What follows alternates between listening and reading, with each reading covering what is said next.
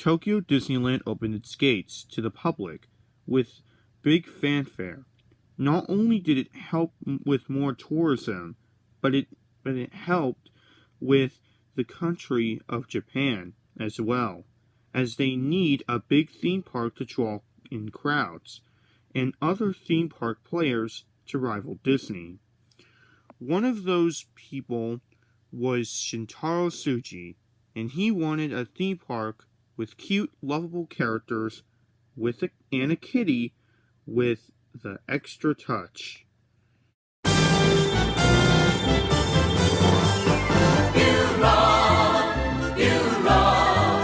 Welcome to the world of the fantastic Bureau. Welcome to this world of love. 私はここの王様 Welcome, King Happiness 知恵の木を囲みみんな仲良く笑顔が集まった僕は銀貨発明博士わしはやむやむ料理好き僕はキャプテン冒険家知らない場所へどこへでもわしはチクトク時を刻むチクトクチクトク Welcome to the world of the fantastic Bureau.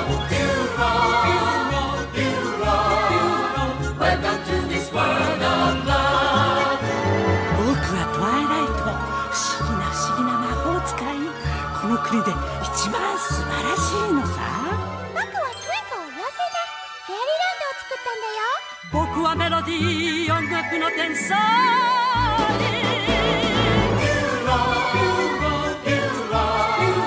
Welcome to this world of love 周り中が贈り物楽しいことだらけあっと驚く計画が待っていますよ皆さんをパーティーが始まった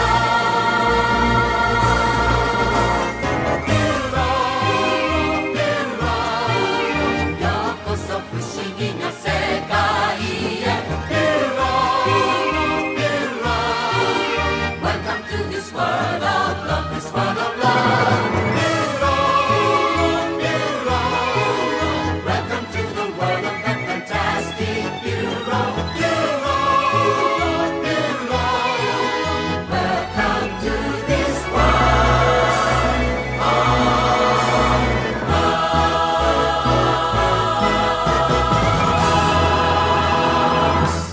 Shintaro Tsuji was born in a town called Kafuro, Yamasashi Prefecture, on December 7th, 1927. Now listen carefully, you might actually hear December 7th again, somehow in this video. So please stay tuned. With the manager list of 3 Ryokin and was a student in kindergarten, and affiliated with the Toho Jogokin. Sorry if I can't pronounce that. As he was a part of the wealthy family belonging to the Sakura clan, Tsuji as their first official child. Then he lived his life of luxury, and yet was seclusive, which means that he hasn't seen to visit many people, which is pretty sad. When he was in college, he studied some chemical engineering at Kyoto Technical, and yes, that was a college, and part of the Gumma University. Then he was taking advantage of the post-World War II shortage situation in the country for creating goods for the black market. Later, in 1949, Tsuji worked for the government for Yangshanminchi Prefecture. Shintaro Tsuji wanted to make his own business in 1960, which was Sanrio, originally named Yaganata Shushiki Silk Company, and in 1973 was changed to the name I just mentioned. In the early years, Sanrio got the Peanuts brand to bring the characters to the Japan market. Also, their merchandise that they sold features teacups and food material and sandals, as well as a strawberry themed wrappers. And back then in Japan, the kids would give out, stuff just for people. And yes, everything was all themed to strawberries, as you can plainly see. However, Shintaro Tsuji didn't need peanuts, nor anything, but something came to his mind that he needed. Something cute. Around the mid-70s, Sanrio introduced Koro-chan, who was a cute bear, but unfortunately this character wasn't really much successful, so they tried it again. But this one was a bunny named Little Honey, which looks very peculiar to Miffy. Wonder why? It was a failure. Until in 1974, when Tsuji thought of a kitty, because around this time, it was the animal cute craze. It was kind of a perfect timing, don't you think? So her name was Hello Kitty. Originally named Kitty White, the character started off on a piece of merchandise, which was the famous coin purse. So much so, this purse would be a huge hit. The founder didn't believe that it was actually a huge popular hit, but turns out it sure was a hit. Around 1975, more characters were added in the lineup of more Sanrio, with the introduction of the little twin stars and a bunny with a red hood, which was, aka many people's, best, character of all time, My Melody.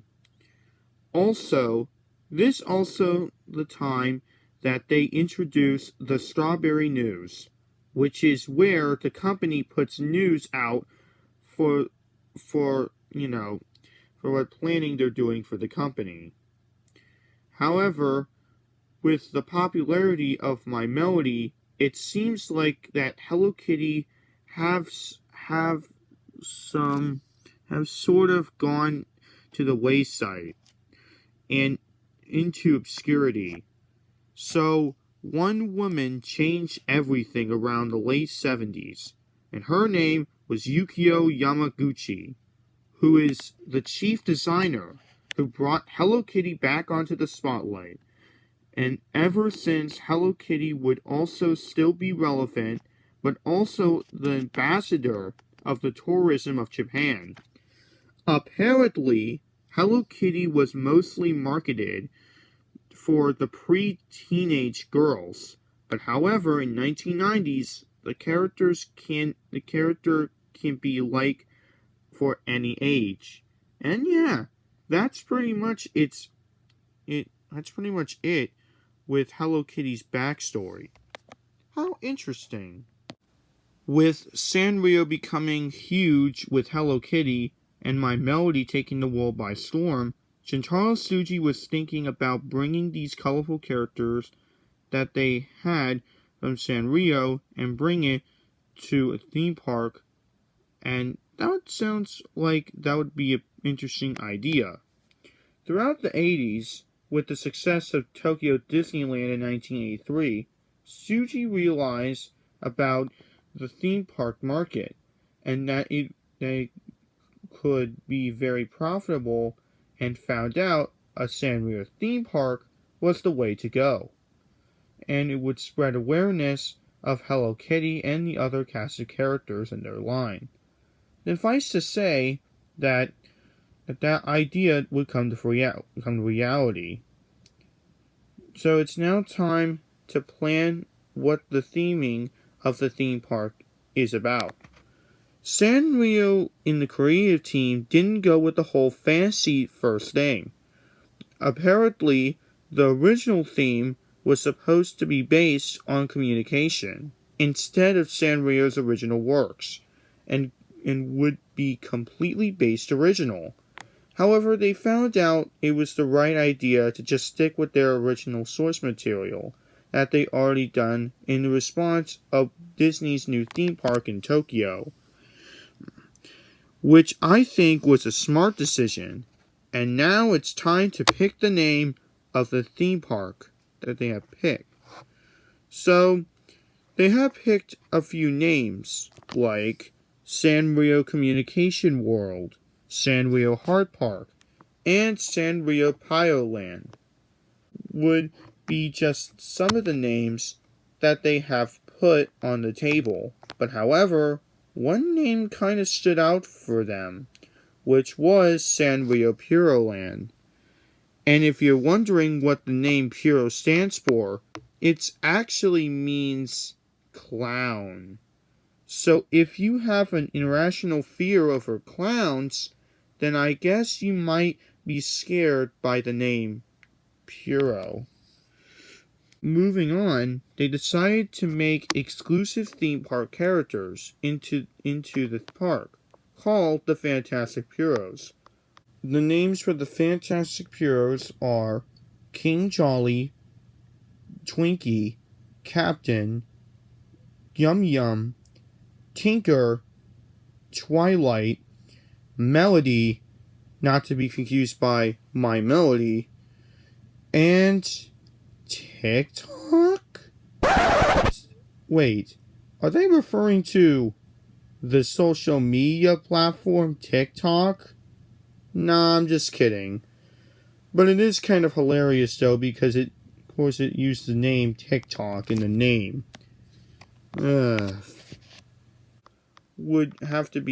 Which would probably be introduced at the theme park.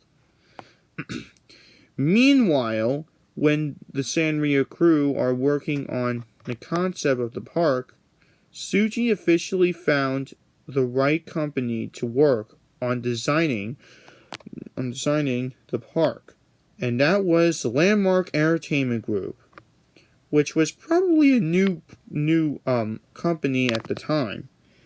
Landmark Entertainment Group was founded by Gary Godlin and Tony Christopher, and started business in 1980. They have worked on theme parks and hotels and stores, including live shows. And one of those shows they made was this. We love you! Thank you! We love you! Thank you! We love you! Mike, hey, thank you, Michelangelo, man. Hey, dude, chill out. I'm totally cool. No need to be bugging. That is, unless, of course, you're hungry. Ow! Come on, put a show on it, Mike. Yeah, come on, cut the talk. Let's rock, huh? Yeah. Now, you all know the story on how we got to be who we are. Yeah. They've already seen it all. That's affirmative. Wait, where was I? Oh yeah, Sanrio Puroland. It would also be established of the subsidiary called Sanrio Communication World, and would emerge to its intonation with the Sanrio Entertainment Inc. Around 1987, Sanrio creative team started to the design phase, and then the park would officially start construction in 1988, which took a team of 2,500 workers. Approximately would take 2 years to finally complete. Sanrio Puroland, for the construction costs, would be about $685 million. The project was, so basically, This project was, of course, for this budget, for, of course, Sanrio Puroland.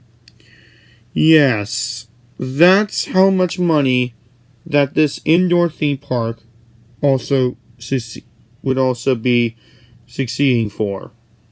Pretty nuts if you ask me.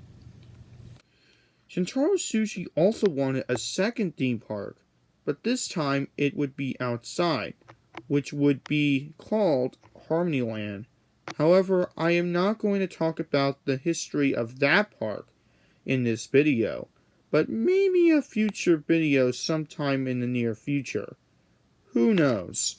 Also, in 1988, around the same time as the construction began with the Puroland, another theme park was located in the shopping mall and would actually be the first ever Sanrio theme park to open, simply called Sanrio Puroland.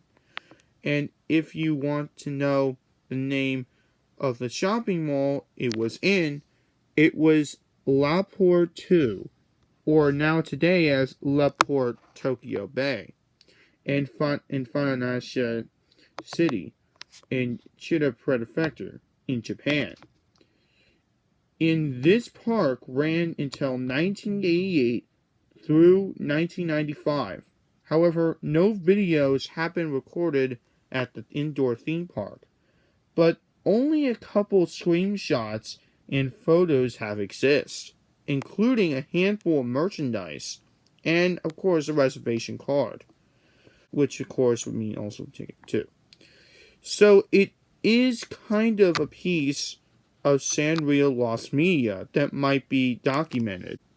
In 1989, construction was still going on at the indoor theme park, and it was scheduled to open next year, which apparently did happen. Before this indoor theme park officially opened to guests, there were some events taking place in Tama City and promote the indoor theme park, including a 2-day event called Sanrio Christmas Fantasy around December of 1989. And also, Sanrio characters would sometimes greet guests throughout the city. Pretty cool, actually. So on December 7th, 1990, Sanrio Puroland officially opened to the public for guests of all ages. And it was the second indoor theme park in the first theme park, which was Wonder World, located in Seoul in South Korea. And this opening also had a broadcast, which of course live on Fuji TV and TV Asahi.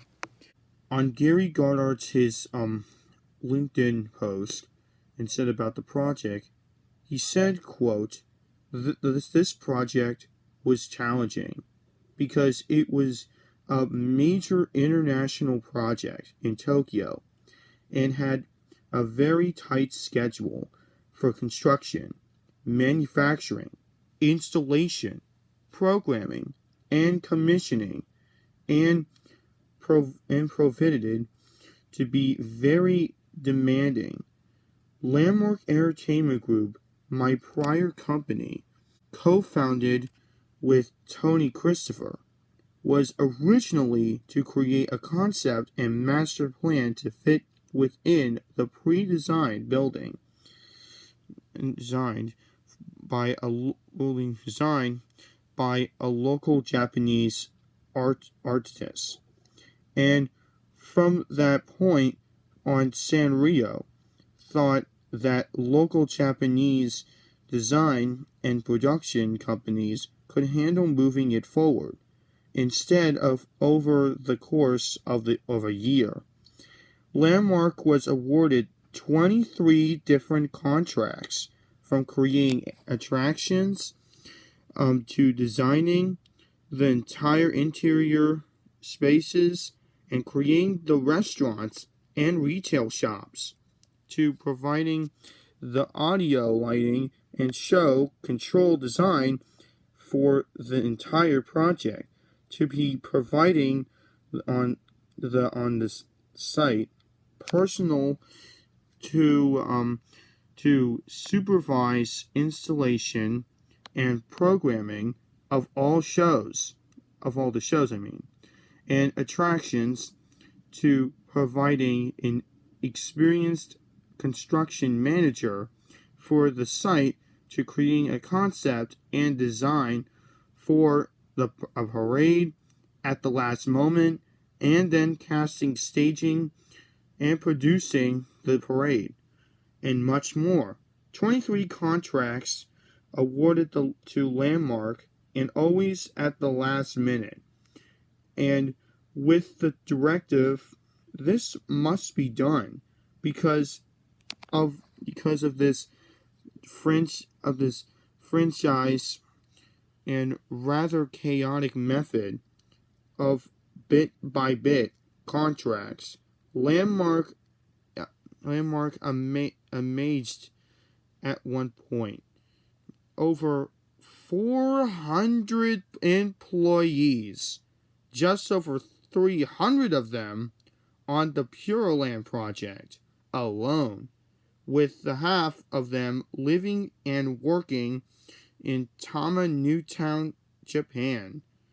And as I mentioned in one of my earlier postings, the team was composed of some key of Imagineering veterans that I knew from my time at WED, and then a lot of young, eager, talented designers, producers, and technicians, many of whom have become major figures at Disney, Universal, and throughout the industry.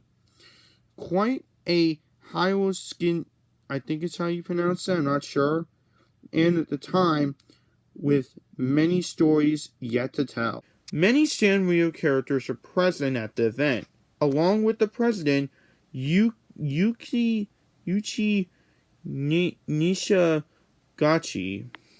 I think that's how I pronounced the name of you, man. Was there as well.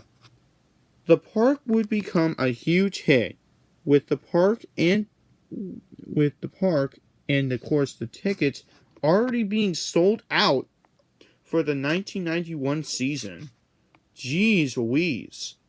From July of 1991, just 7 months after the opening of the park, it exceeded well over 1 million visitors, which would be pretty good for the park. But however, things were not high sailing for this park, as there were some bad news for this popular kitty. Well, not really the kitty itself, but mostly the theme park. Of course, Hello Kitty has to be worried now about this problem. Unfortunately, opening day of the early years of the park was not great success. Now, the attractions sure were a huge success and pretty good on its own, along with the rest of the park. And so, why was it a huge failure? Well, first off, a lot of events did occur in Japan on that year. For starters, like the Japanese asset price bubble burst, and some complaints from city locals. And what was that, you may ask?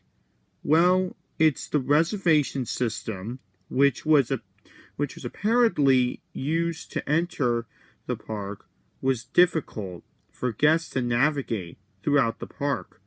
God! I thought Disney Genie Plus was bad. For the people visiting the park in the early years, I felt sorry for. And the guests that did visit the indoor theme park, were 30% of them are actually children under the exact age of 3. To get free admission. Now, of course, I would say that children who are not 3 years old should get free admission. Not only the age of 3. Anyways, to make matters worse, the park wasn't essential enough for the capital city of Tokyo. So yeah, you can tell it was pretty bad for this park. Sadly, the sales nearly dropped, which had a huge net loss for the park. Some major plans came. One, reducing the hours for certain attractions in 1991. Two, start offering school field trips at the indoor theme park. 3, educational activities on weekdays, so that way parents would see the benefit of going to the theme park to be worth it. And 4, having TV Tokyo children program called I Love You Hello Kitty being airing at the park, giving some fans of the show a alternative to visit. With their mighty efforts, the park was having a panic attack until in 2014, when a woman named Eika Konaki, I think it's how you pronounce it. Sorry about that. I didn't know how to pronounce that name. Anyways, became an advisor for the park and trying to conducting numerous reforms, not simply the park, but the working effort as well. Then the park had a growth of more visitors, gaining about 1.26 million people in 2014, better than 106% or 106% of increases up from the previous year. That's for sure. And yet, with the growing worldwide international popularity of not just Hello Kitty, but their entire Sanrio characters, had suddenly growth the indoor theme park back on its feet. And now it's become the popular destination of all of Tokyo, right up there with Fuji-Q Highland, Tokyo Disneyland, which is what they're trying to replicate, and Nashishima Spa Land, and Universal Studios Japan, and more, just to name a few. And since we're now done and with talking about its backstory and how the park is now the thriving tourist destination as we know as today, I think it's now time we take a look at all the major attractions that open with the park on opening day. ミュージカルスターになった気分でもう最高ねえみんなイエーイここピューロランドにはディスカバリーシアターって言って発明発見の歴史を訪ねるシアターもあるんだよイエーイ Discovery's Theater was a show that opened in 1990 and features some lasers and huge screens. This massive audio animatronic production would be directed by Luc Mayret and Anthony Esposarza. I think that's how you pronounce them right. Who were the head and design team for the Discovery Theater. When you first enter to the first room, you're greeted by an animatronic robot. And also, I want to mention, Discovery Theater's animatronics are made by the one and only AVG Electronics, which you might remember them as they created stuff like Monster Plantation, or now today as Monster Mansion at Six Flags Over Georgia, and Bullwinkle's Family Food and Fun, and even did stuff for Universal. And actually, they are responsible for making those awful animatronics in the Cat in the Hat ride. And oh boy, they do give you the nightmares. Moving on to the Discovery Theater, as the robot was telling you what to embark on. And yes, this is a pre-show. Moving on to the doors, which apparently open, featuring a stage on the left. The show officially begins with two robots, which of course are Digit and Mr. Tech. I don't really know the other name for the robot from the pre-show, but we do know the name kind of for the ones that are in the show. Anyways, the plot of the attraction is that the little robot, which I just mentioned, his name is Digit, wants to really be a discovery person, and wants to discover things, and wants to be having creative new ideas. So to help him to that reach his goal in his life, he would have to go ahead and summon 4 major figures in our history. And those are Leonardo da Vinci, Thomas Edison, and Albert Einstein. Isaac Newton.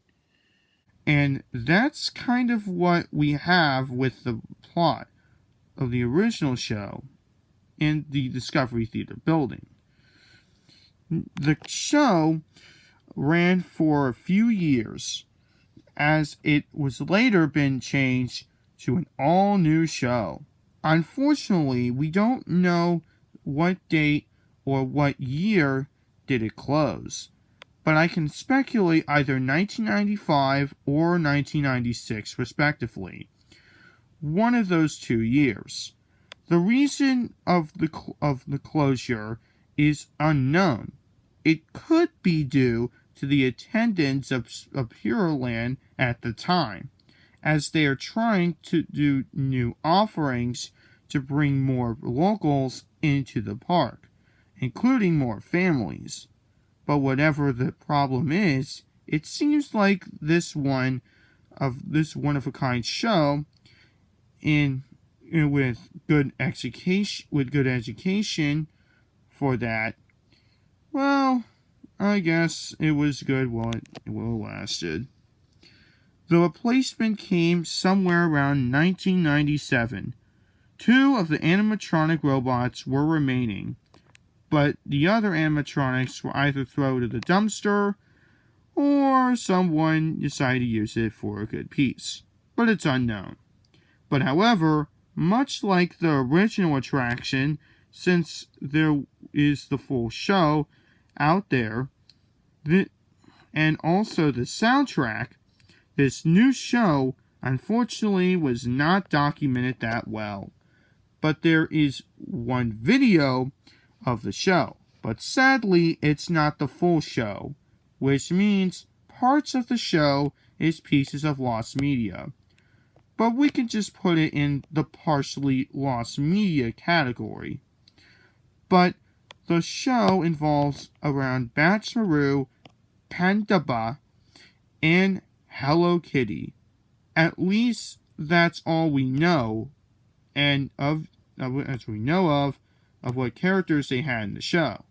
And yes, there's actually more Sanrio representation in this new show, since the indoor theme park wanted to have more Hello Kitty characters at the park to draw people in.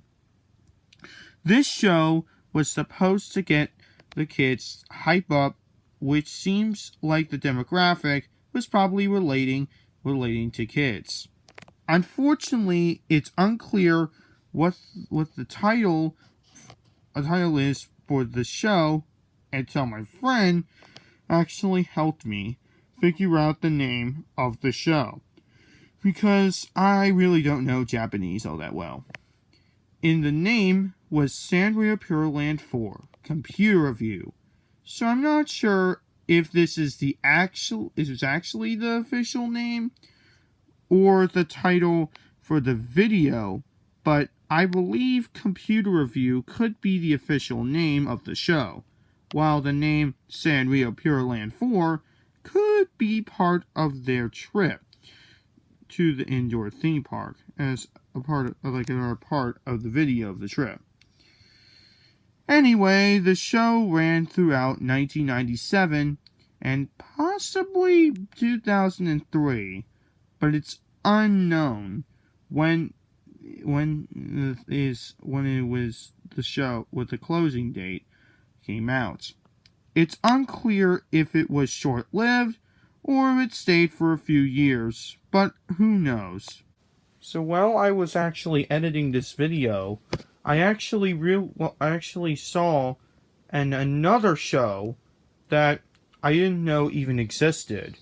And this show came in 2002, which was called Teach Pudding and Daniel's Angel, which I guess would be, the name of the show. And so, yeah. Basically, the show just features, of course, Pom Pom Pudding as, a Sherlock, or kind of like a Sherlock Holmes, or something on the lines of that. And it also has Dear Daniel in the show as well. They also have a few screams in it as well. So, yeah, I'm not going to go too much in depth by this show, and kind of all the other shows I will be talking as well. But, yeah, so this show maybe kind of ran until 2002 to 2003, respectively. Since, of course, in 2004, there was a whole new show. The next show was housed in the Discovery Theater, is based on the most popular and cute character himself, who has his ears, who can fly. And no, it's not Dumbo, but it's Cinnamon Roll, or back then as Cinnamon. But I'm simply going to say Cinnamon Roll. But anyways, he had a show called Cinnamon's Secret Door. It's a Wonderful Dream. This show ran from 2004 to 2010, replacing another show. And the new show was based on Jewel Pets, which was a show that came out in 2009 from Sanrio, and it was a huge success. So in 2010, called Muri Revolution, which ran from about 2010 to 2012, before replacing with another show based on, well, the Jewel Pets. But this one is more interesting, but not really more interesting in a way. I just wanted to say I'm not going to really talk about we're not really going to talk about as much of these shows or anything really to add about them. They're fine on their own. Of Little Jewel Pet Character Show. This show, maybe kind of ran sometime around 2013 to maybe 2015, if I'm not mistaken. So, that's just my theory, although we really don't know. And then it suddenly replaced with another show. This time, it's now based on the Lazy Egg Gudetama. Yes. It's called Gudetama the Movie. And no, not that movie on Netflix. I meant the show's title. And the show is still running as of present day. And I have to say, I think the show is pretty good. Why, you may ask? Well, it's because you kind of use the Disney Living Character Initiative concept. Not saying that Disney actually made this, because I know they don't, but it's kind of the same technology, as of course the cast member is playing as Gudetama, so it's kind of actually pretty cool. Actually. Also, if you look at today, they still use the old pre-show building, just without the robot. Since there's the robot there, since he was removed. So if you ever go ahead to see the Gudetama the movie at Sanrio Puroland, and you enter to the queue while you're waiting for the show, make sure you look around and notice that you're in where you're standing is the original pre-show area for the original Discovery Theater show. Pretty interesting. こっち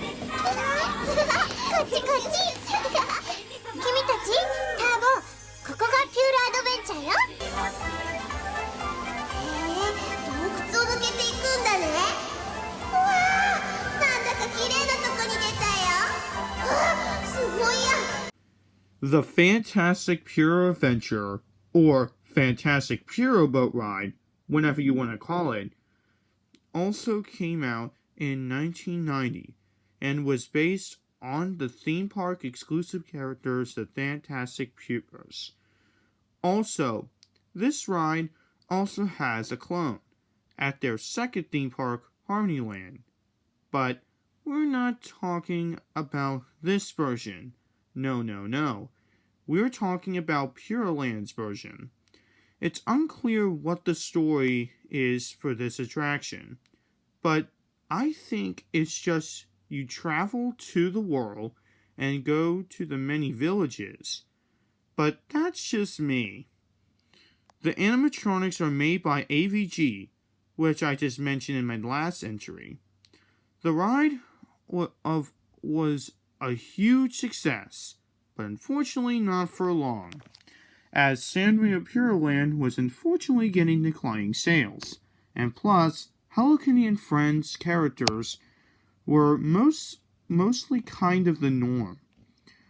When the time moves on, the Fantastic Puros began to become phased out around the end of the 90s, because they're not really much recognizable anymore, and plus, even marketable, since many people are more familiar with Hello Kitty and her friends.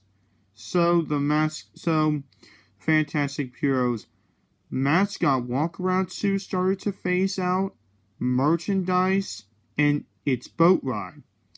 So in 1997, something kind of weird happened, as the ride vehicles were significantly changed to feature Hello Kitty characters on the boat, like Hello Kitty, My Melody, and Bat Baroo. But however, Hello Kitty and Friends would probably stay more permanent in the attraction. Around, I believe, 1998, the Fantastic Pure Adventure Boat Ride would be permanently closed due to drawing more people into the park and guest satisfaction. So the new attraction would be officially coming, which was a Hello Kitty themed boat ride called Sanrio Character Boat Ride for their 10th anniversary of the indoor theme park, with the help of Sanrio creative team for the project. So, since the replacement attraction for animatronics was made by AVG, and your question is, was the same manufacturer returning for this project? No. Instead, it was Sanrio's animatronic company division called Kokano, which I did not know about. And yes, I was in shock that they even have an animatronic division, but turns out they do. They make humanoid robots, insects, dinosaurs, and more. So yes, it seems like they were involved for the attraction. So here's what they have to say about their work on it on a 2001 magazine. But just some of the highlights of what they said. The ideals of the Sanrio Puroland to entertain guests by its characters are concentrated in this attraction, with many famous Sanrio characters getting together. Kokoro helped create the new worldview to expand the character image in the form of 3D representation of characters, without disappointing guests. Extremely dedicate work was required for the attraction, for the production, of the main characters in the fantastic world. Molding which is true to original design, and performance which does not break the character image, are the established theories in character forming. If character design is damaged even a little, it would be a fake. Also, fans would be disappointed at performance, which does not fit its original image, especially to make 3D representations of or direct performance of famous and well-recognized characters. For those 2D images, created other elements, extreme care was required not to disappoint fans through it was creative work to further expand the world view of the characters. Introducing Sanrio Character Boat Ride. We succeeded in creating a dense character world through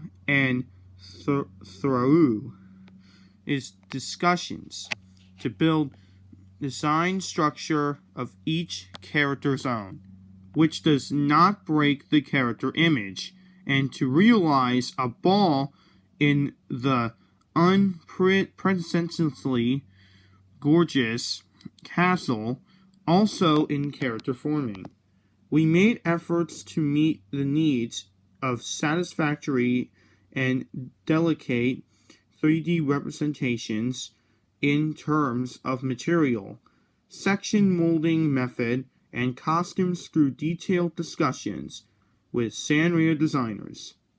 So yeah, that's pretty much it with this article, at least part of it, the making of the new boat ride. Also, the ride path would stay the same. All the Fantastic Puro scenes would be taken out in favor of new scenes for the new ride. So, on November of 1999, the new boat ride opened to guests. Wasn't it a huge success? It sure was.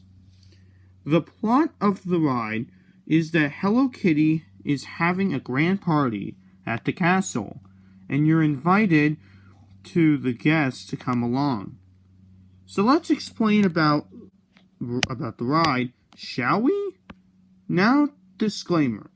I will talk about spoilers about the attraction.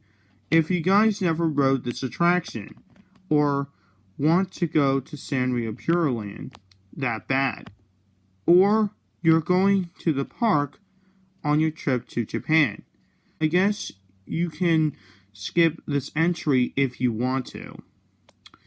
The first thing you enter is the drop. Now, you might be thinking, does this ride actually get you a little bit wet? Well, let's find out.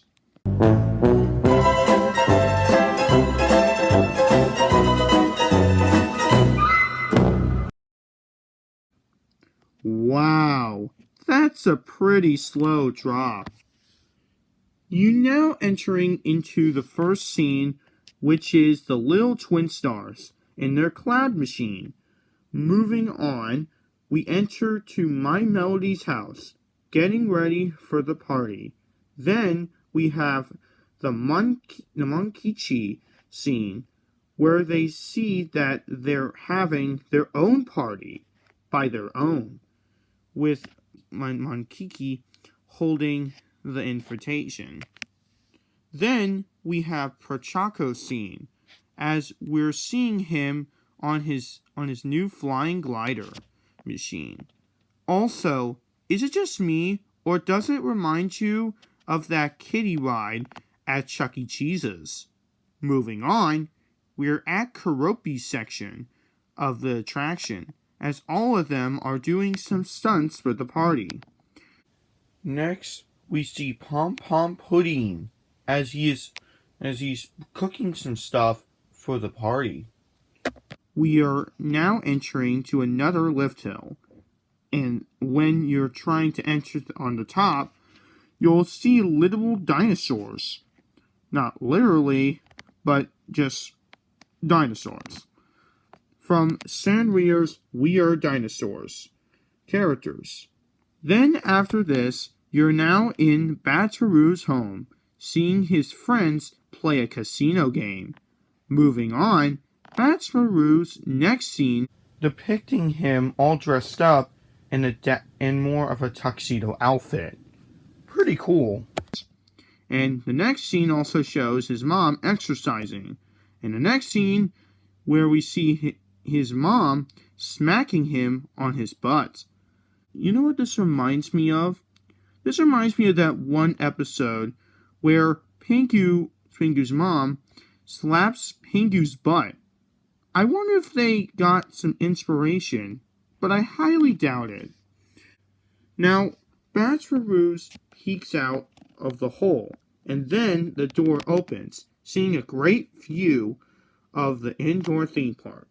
Then we enter to the next scene, where all of the characters are at the airport, flying off to go to Hello Kitty's party. Next, we see a scene that shows them reaching the destination to Hello Kitty's luxury castle. I have to say that this is 90s CGI animation. God, the quality has changed back then. Now we made it to the party, as Hello Kitty and his family and boyfriend waved hello. Every Sanrio character was at the party. Well, not all of them, but some. Then we see presents on the right and side, and we then going back to the loading station. And that was the Sanrio character boat ride. The boat ride also had a clone at their second theme park, Harmonyland, but we're not focusing on that one in this video. And if you're wondering, it's literally it was actually the same building that would house the Fantastic Pure Adventure clone. The major change to the ride didn't came until 2007, when they decided to change a little bit of the story to make it feel modern for guests, and plus new characters being popular like Kuromi, Asahama, and Cinnamon Roll, or back then it's Cinnamon, were a hit in the 2000s, so they keep it fresh. First, they need a full star of this attraction. It was the cutest character, Cinnamon, or today as Cinnamon Roll. I know that almost literally sounds repetitive now. Almost the entire attraction, Cinnamon Roll is everywhere, even each of the scenes. He's bound to be featured. Also, Kokoro also returned on this project.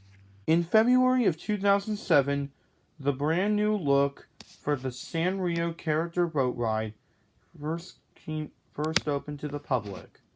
And yes, and with big fanfare.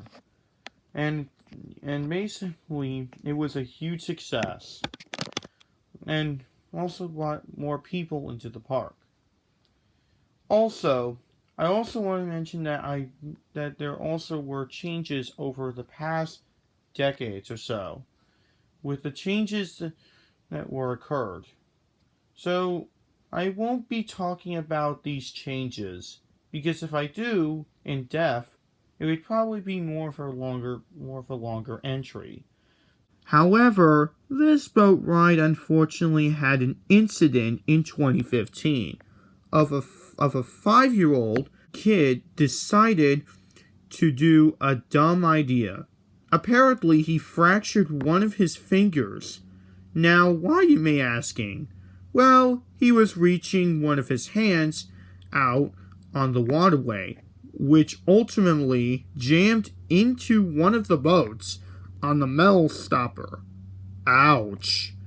Now, since he was a 5-year-old, I bet he was just curious of what was underneath there. So yeah, I hope this kid was alright, but I think he was, who knows.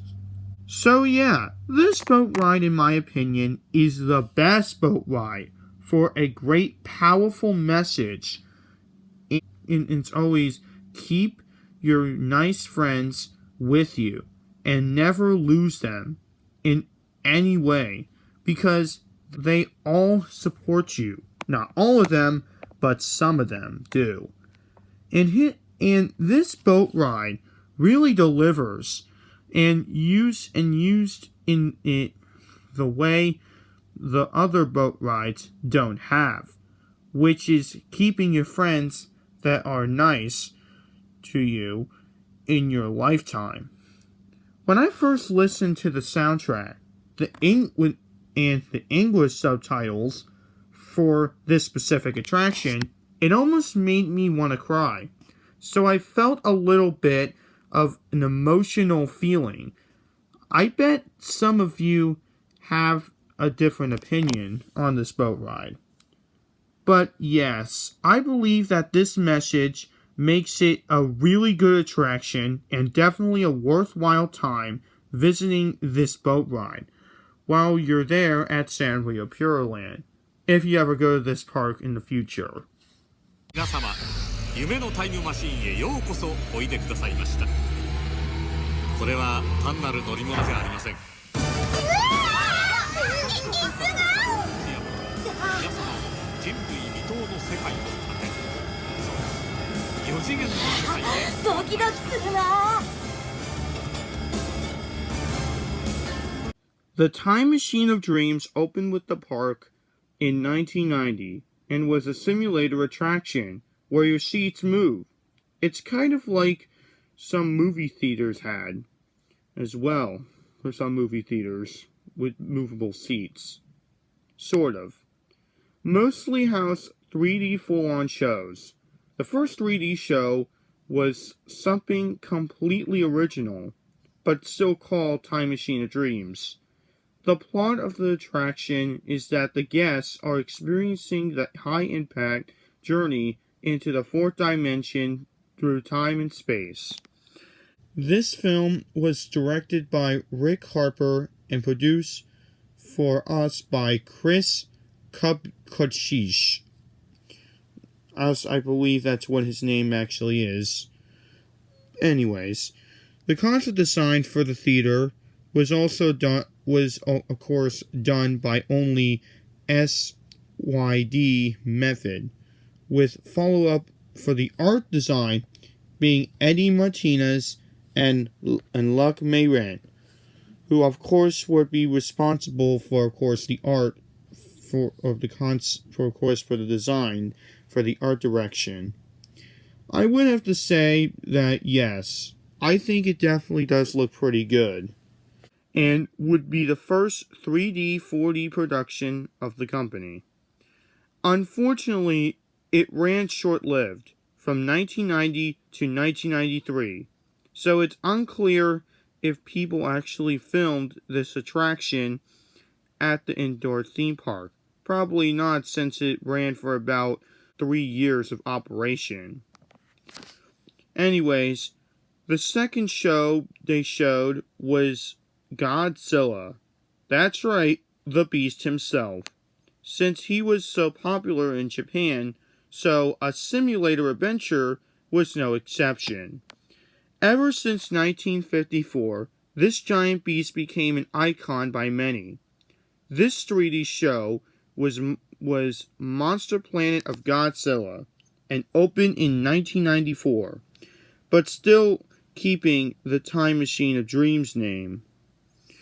The plot of the film is just sequences of Godzilla fighting off monsters, such as Mothra and Rodin. I think I pronounced them right. Apparently, the monsters are portrayed as costumes and some props from the 90s Godzilla movies. Also, there was a new superplane named simply as Earth.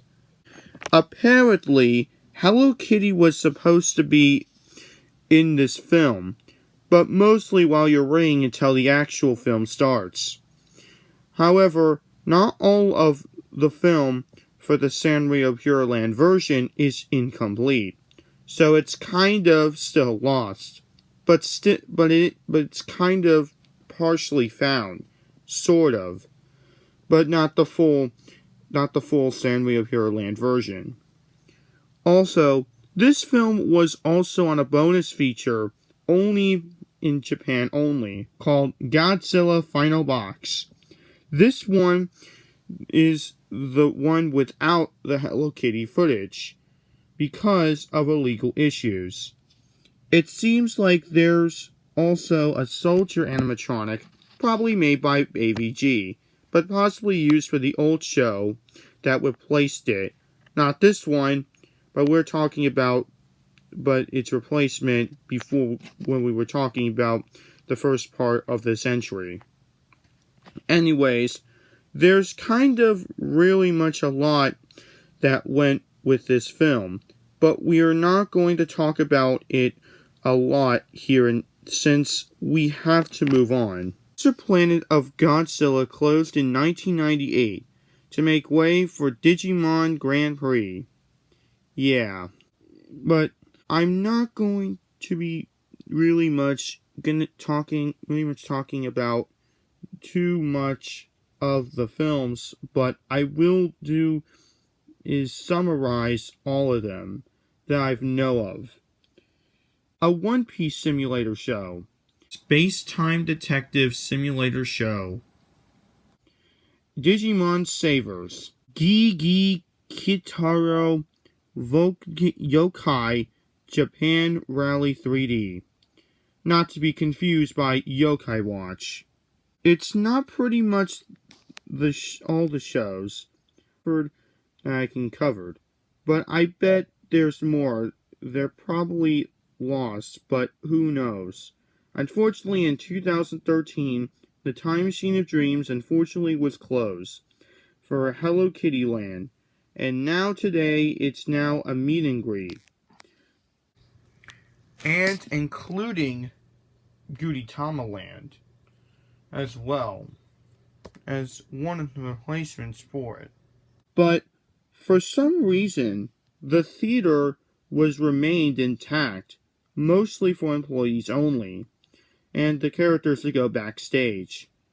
So if you ever go meet your favorite characters, keep a look where you're actually in, because you're actually in real Sanrio Puroland history. ポコポン、ゴールの伝説へ入るの？ねえポコポン、待ってよ。やだキティ、私怖いわ。ねえもう帰ろうねってば。勇気を出してさあ前へ進むわよ。だって頑張ってララ。 Legend of the Goal opened in 1990 and was a 360 show. No, not these type of shows. It has many animatronics, like a giant, a dragon, and more. For the animatronics for the Legend of the Goal attraction were, of course, being made by RoboShop. Also, Legend of the Goal was also led by, of course, the guy named Mark Driscoll, who we might mention a little bit later in the video. Anyways, the plot of the attraction is that you have to follow the princess adventures to battle out monsters and dragons. It has some great effects, and hey, the 360 theater is pretty astonishing. The Legend of the Goal attraction would be unfortunately permanently closed around either 2006 or 2007, or hell, even 2008, somewhere around the late 2000s. So it was being replaced by the Sanrio Entertainment Hall, where it could be used today as events, or special events that took place. I wonder what happened to the animatronics. Well, it's unknown. 開します。まずはケロケロケロッピー。みんなのターボ。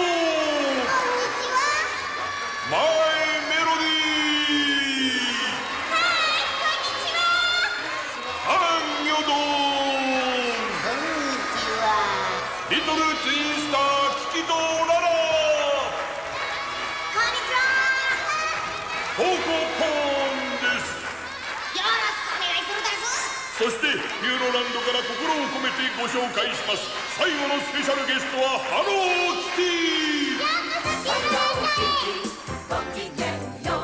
Over the years, Sanrio Puroland had so many parades, and also, since it was an indoor theme park, the floats had to be a bit small to fit at the park. The first parade that they had was Sanrio's Starlight Parade. Fun fact, Landmark Entertainment Group composed and designed the floats from the parade. So that's cool. Now, apparently this parade ran until 1990 until 1997. But anyways, now I won't be talking about the details by every single one. I'll just summarize, just like when I did with the Time Machine of Dreams entry. Sanrio All-Star Parade Cosmic Fantasy, 1997 to 2001. Illuminant, 2001 to 2007. Also, we actually do have a video of the final show. Sanrio Heartful Parade, Believe with Hello Kitty, 2007 till 2013.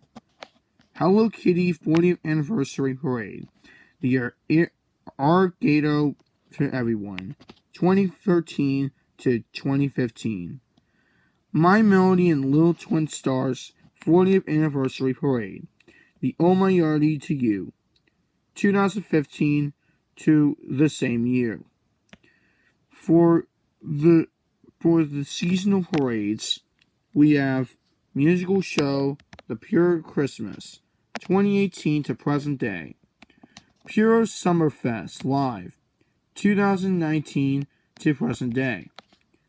A new parade, as of the making of this video, called Miracle Gift Parade, which came out in 2015. When Sanrio Puroland opened back up for the shutdown in 2020, no parades were shown because of some virus we might talk about soon in this video. But then, the parade came back in 2023, and better than ever. So yeah, that's pretty much it with the parades from over the years. ここがメルヘンシアターね。あれれ、キティちゃんがミュージカルに出てる。うわー、楽しそう。キキ、ララ、あなたたちも踊らない？ここでは私たちだって毎日ご機嫌なミュージカルやお芝居ができるのよ。本当？ラッキー。じゃあ早速チャレンジだ。そうこなくちゃ。けど実はターボーたちはもう舞台の上なのよ。本当？Merchant Theater is a theater that houses Hello Kitty shows from over the years. The first show was the Christmas show, King Happy Holiday Frolics. Anyways, here's all the shows they have there from past to present day. Sanrio characters on Broadway, 1991 to 1992. Merry Christmas, Dear Porygon. Hello Kitty and the song Do Re Mi, from 1993 to an unknown closure. Puroland medley, somewhere around 1994 or 1993, or somewhere around there. But somewhere around 1993 to an unknown closure. And next we have Hello Kitty and the Gift of Dreams, somewhere around the mid-90s to an unknown closure. Hello Kitty Dream Revenue 1, 2000 to 2002. Hello Kitty Dream Revenue 2, 2002 to 2004. Hello Kitty Journey Through Fairyland, 2004 to 2006. Hello Kitty's Nutcracker, 2006 to 2009. Hello Kitty and the Wizard of Oz, 2009 to 2013. Hello Kitty in Wonderland, 2013 to 2018. And the last but certainly not least, Kawaii Kabuki, from 2018 to present day. So yes, that's pretty much it of all the shows they have there. I bet more shows will be coming out in the future for this theater. Only time will tell. Welcome to Fairyland. Yoko so どれしちゃう？ Fairyland Theater is a theater/restaurant, but Puroland calls it attraction whenever you debate on. But this restaurant/theater had many shows as well. The first ever show they ever had there was the Magic Crystal. This show lasted about 1990 to 1992, replacing it with another show. And anyways, the story is basically all based around a fairy tale. Anyways, the animatronics that are in the theater are kind of made by AVG. Now, this is just my speculation, but I feel like that the designs definitely do look like something that AVG would have done. So yeah, that's that with the first show. Moving on, here's all the shows that are documented. At least, all of them at least. Perchako and Pecky's Adventure, 1992 to 1996. Monkey's Magical Mystery, 1996 to 1999. Maron Cream's Love Fantasia, 1999 to 2003. Someday Saga, 2003 to 2011. My Melody and the Legend of the Star and Flower, 2011 to 2015. Little Hero, 2015 to 2018. And Memory Boys, The Shops of Selling Memories, 2018 to present day. So yeah, that's pretty much it with the Fairyland Theater/restaurant. ピューロビレッジの真ん中にあるシェーノキステージ。ここではいつも賑やかで楽しいショーが行われてるんだよ。見てるだけじゃなくてみんなも遊んで参加してみてね。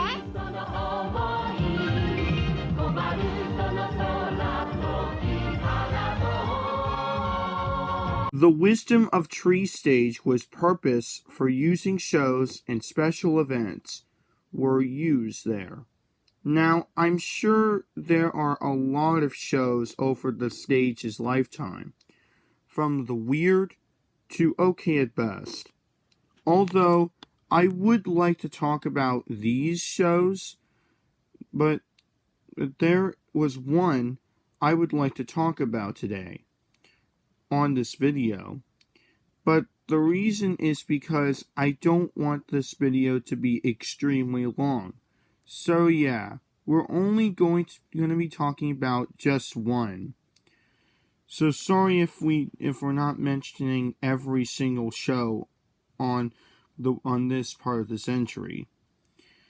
Anyways, in 2001, Sanrio collaborated with a feline. Before Mickey Mouse was popular, Felix the Cat. Felix the Cat first making his debut in 1919, and this cat has been a pop culture star, so it was only fitting that, of course, they can partner up. So they decided to make a show called Felix's Musical Journey, and it featured Bats Maru, Perchaco, Hello Kitty, and live actors. Oh, and of course, Felix. This show seems to last around either 2001 to 2002. But yes, somehow it was lost media for a while. But then someone found the full show on YouTube. That's all for the Wisdom of Tree entry. いやー、オーライ平気だったけんど、マイメロディーが怖がってただすな。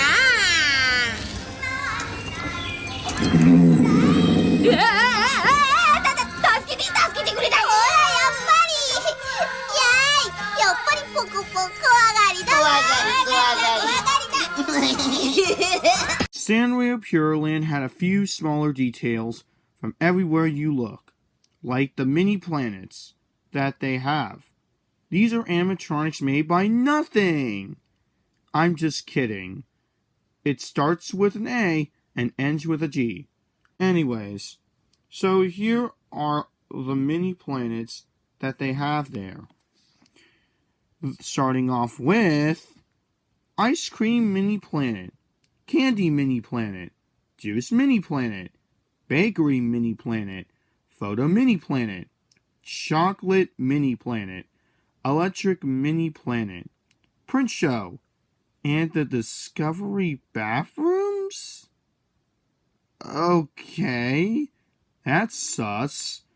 I wonder if there's animatronics in there. Probably, surely no.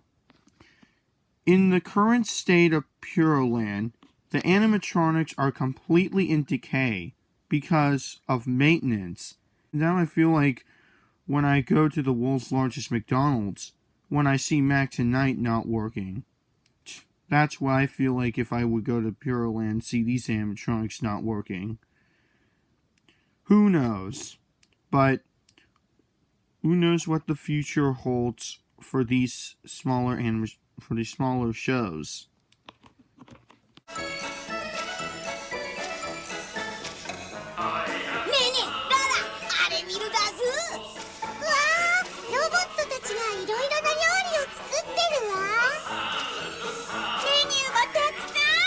フルーツいっぱい食べるんだ。さあみんな行こう。 Sanrio Puroland has restaurants at the park.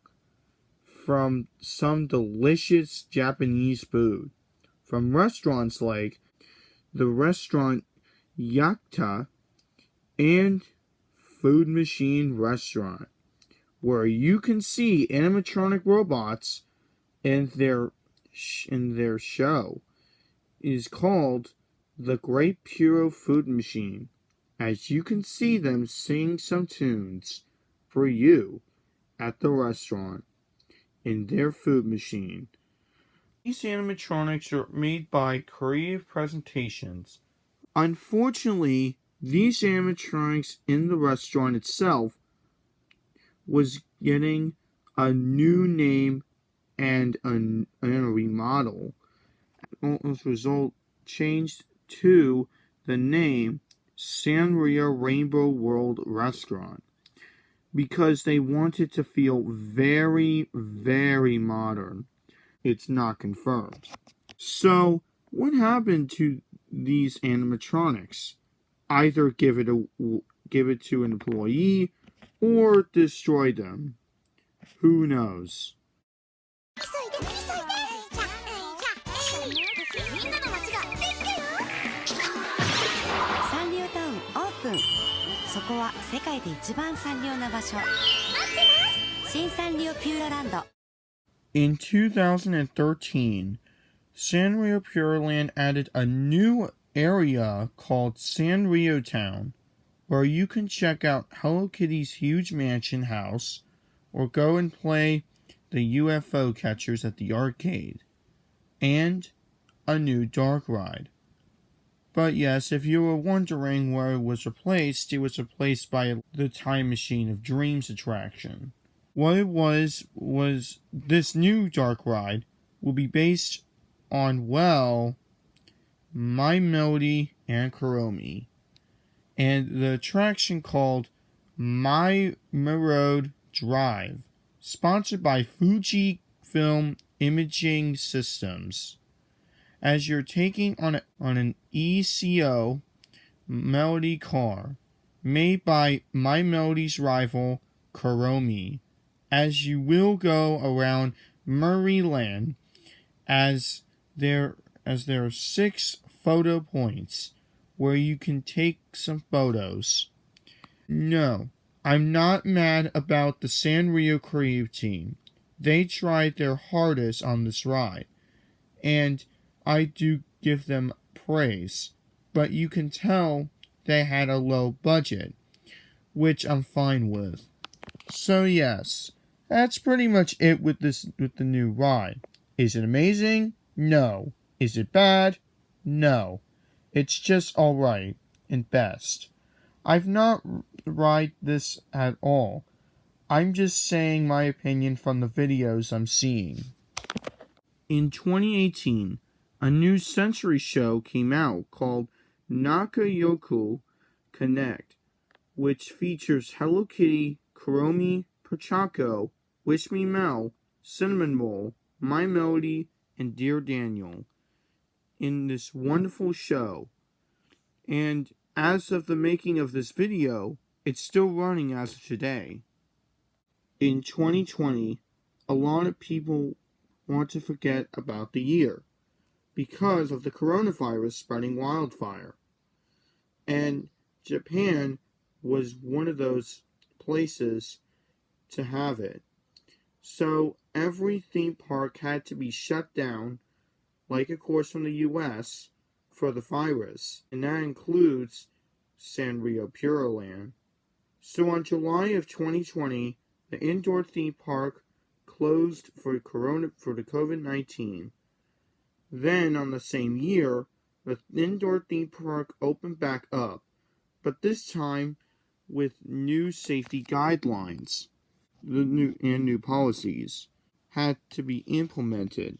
It's especially 6 feet apart, and everybody had to wear a mask. Even the characters wear a mask when they reopened. That's cute. In 2021, Sanrio Puroland did a virtual event for people that can't go to the indoor theme park. And it was the virtual festival where people who are a VTuber can join. To even special guests also came in there as well as a virtual show called Musical Treasure Hunt. So yeah, you can even customize your avatar as well. I've never played it myself, but it sounds fun. The event came back again in 2023, but basically all the same thing. But the show has changed to the Sensory Show that I mentioned in my last entry. So how's everything doing with the main guys for the Sanrio Puroland concept? Well, Tony Christopher actually lives in Saudi Arabia currently. I also don't ever think of trying to track him down, because that would not be a good idea. Also, Tony has a guard named Big Ramy. However, Tony spells it Nig Ramy. but he might have worked on the Puroland plan. Who knows? As for Gary Goddard, he's still alive and well. I also forgot that he's also Christian as well, so he is a religious man. Although I don't have any problems with people who have different religions. But apparently, it seems like Gary got in a little bit of some controversy, as Mark Driscoll, who also worked on Sanrio Puroland project, that Gary did a sexual assault, including another guy who was named Anthony Edwards, heavily accused Gary for his sexual assault as well. So it seems like Gary Goddard has a bit of explaining to do.